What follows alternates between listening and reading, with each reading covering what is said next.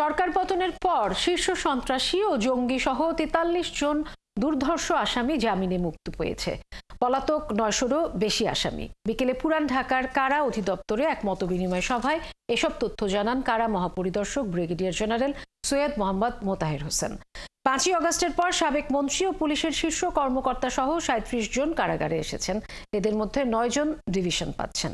আরও জানাচ্ছেন নাদিয়া শারমিন।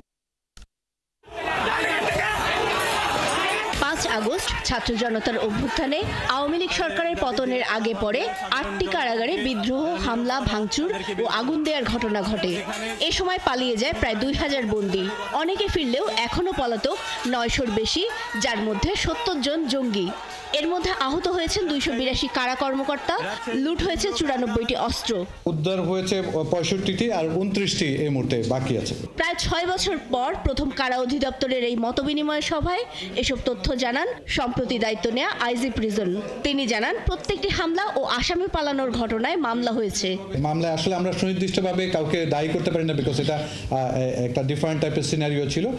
বাট অজ্ঞাতনামা আক্রমণকারীদের বিরুদ্ধে মামলা করা হয়েছে। আমরা যে ক্যাটাগরিতে ফেলেছি, এরকম ৪৩ জন বন্দী যারা বিভিন্ন সময় লম্বা সময় ধরে আলোচিত বন্দী অথবা শীর্ষ সন্ত্রাসী বলেন, যাই বলেন, ওরকম ডেফিনেশনে। বাট ডেফিনেশন আপনাদের সাথে হয়তো আমাদের মিলবে না। আমাদের পেরিমিটারে আমরা যে ডেফিনেশন পেয়েছি, এরকম ৪৩ জন বন্দী ইতিমধ্যে কারাগার থেকে জামিনে মুক্ত হয়েছে। তিনি জানান, সারা দেশে ৫ আগস্টের পর গ্রেফতার সাবেক মন্ত্রী, এমপি এবং সরকারি কর্মকর্তাদের মধ্যে ৯ জন ডিভিশন পাচ্ছেন। টোটাল ৩৭ জন। এর মধ্যে এই মুহূর্তে আপনার ৯ জন ডিভিশন পাচ্ছেন। সরকারি গেজেটের অফিসার যারা আছেন, সরাসরি ডিভিশন যখন কারাগারে আসেন তখনই ডিভিশন পেয়ে যান।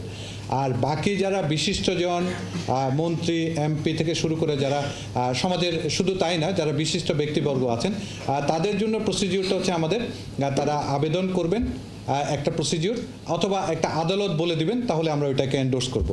কারা অধিদপ্তরে কেউ বৈষম্যের শিকার হলে সেসব বিষয়েও খতিয়ে দেখা হচ্ছে বলে জানান তিনি। এছাড়া কারা অভ্যন্তরে কারারক্ষী ও বন্দীদের মধ্যে মাদকের ব্যবহার রোধে পদক্ষেপ নেওয়া হচ্ছে বলেও জানান তিনি। আন্দোলন রিলেটেড যে মামলাগুলো হচ্ছে, বর্তমানে এই রিলেটেড কোনো বন্দী আমাদের কাছে নেই। নাদিয়া শারমিন, ৭১, ঢাকা। জামিনে বের হয়ে গেছে।